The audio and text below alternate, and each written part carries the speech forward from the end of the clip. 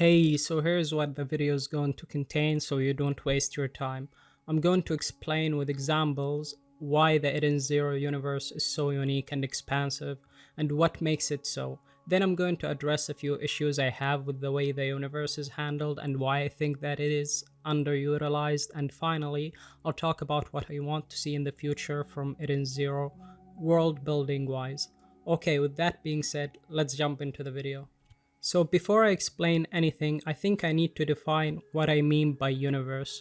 When I say universe, I mean the setting of this manga and everything in it. So the Eden Zero universe obviously has seven cosmoses, whatever it is. Each cosmos has a specific theme. For example, the Sakura cosmos has sakura leaves scattered across its cosmic space. Now, obviously, each cosmos contains countless planets and stars. So let's zoom in a bit and discuss planets and why a single aspect about them makes the universe of Eden Zero seems limitless. That's some big praise I gave there, but it is deserved once I explain this aspect. So what is this aspect? Well, it's kind of simple and obvious, obviously. It's ether, or more specifically, the planet's ether type. During my research for this video, I went ahead and reread the entire manga. During my reread, I noticed that every named planet we got introduced to had an ether type, and this ether type determines the entire ecosystem of the planet, from its inhabitants, civilization, to its climate and the way the planet looks.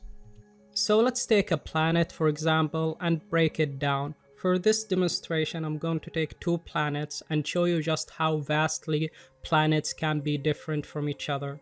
For the first one, let's take something simple and familiar, okay? Let's consider Sun Jewel, okay? So, Sunjul, the ether type of this planet was never revealed, but you can guess from the planet's environment as I said previously, right? So in this case, the ether type of this planet would be joules, or more specifically, mineral ether. The first thing we have to consider, what does the planet look like? Well, it looks like it's covered in jewels, so that's a check.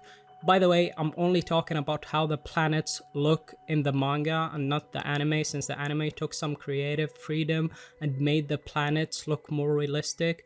I think both are fine, but the manga is focused more on explaining the planet's ether type and theme rather than being realistic. I got on a tangent there, but back to Sunjul. What do the inhabitants of this planet do? Since the planet is focused around jewels, obviously most of them are excavators, but that also means that someone has to benefit from the excavations. The jewelry, gemstones, and everything valuable get taken by the upper class inhabitants who have the power, thus creating segregation. See where I'm going with this? Hero has craftily and cleverly created everything about this planet from its ether type. Now let's go to another planet that demonstrates what I'm saying to a masterful level. Nouma or Nouma, depending on the translation you read. This is the third planet we get introduced to after Granville and Blue Garden, and it's the home planet of our boy Wise. So following the same formula we established with the Sun Jewel, the ether type of this planet is Earth Ether. Now, what does the planet look like? Well, it looks like a sphere spawning hundreds, if not thousands of mountains and plateaus. Now, here is the interesting part. Because the atmosphere is extremely saturated with Earth ether, it ends up crystallizing the ether into massive Earth crystals, raining down on the planet. So from that, Hero has cleverly centered everything around this. Since the atmosphere is constantly raining down massive Earth crystals, living on the surface would be impossible. So what did the inhabitants of this planet do? Build their entire civilization underneath the surface. An entire ecosystem was built over hundreds, if not thousands of years. You see how this ether type of a planet can create endless possibilities. A planet can be centered around sweets like brown sea or mud like mudroll, Literally anything is possible, and the fun is extremely limitless. I'm not going too deep into this, but I'm going to say this thing. This ether I've been talking about, I divided it into two categories. The first one is planetary ether, and the second one is cosmic ether. And these two can interact with each other if certain conditions are satisfied. But I'm not going to talk about this on this video here, so maybe in the future. So now that I've shown you the fun and limitlessness of this universe, what is my issue with it? Well, it's more of a personal gripe, honestly. We all know by now that new gen shonen manga is more focused around characters generally rather than the setting they are set in. They pay no mind to the setting or the world. So the keyword here, please pay attention here, generally, okay? So don't get upset.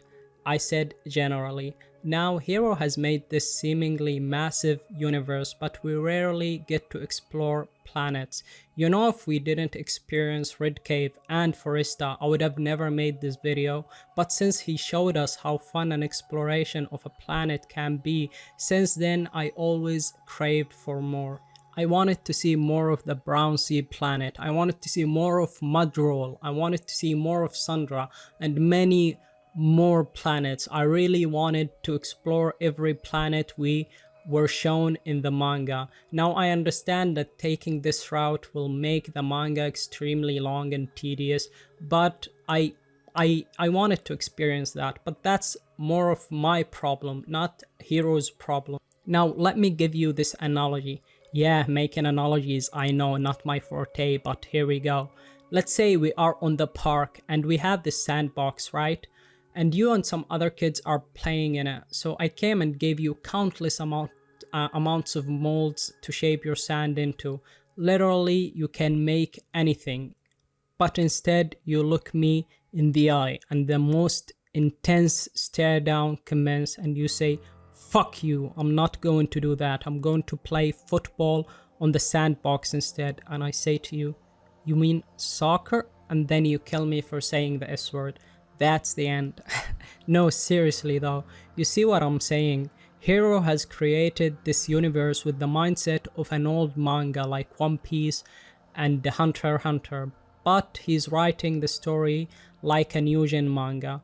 Now I know that the story is so good as it is, but I can't stop feeling like there is a massive wasted potential here. So if Hero is not playing with his sandbox, I will. I know that sounded a bit sus, but I'm sticking by it. Fuck it. I'm sticking by this statement. I want to play with Hero's sandbox. Now, what do I wish to see in the future?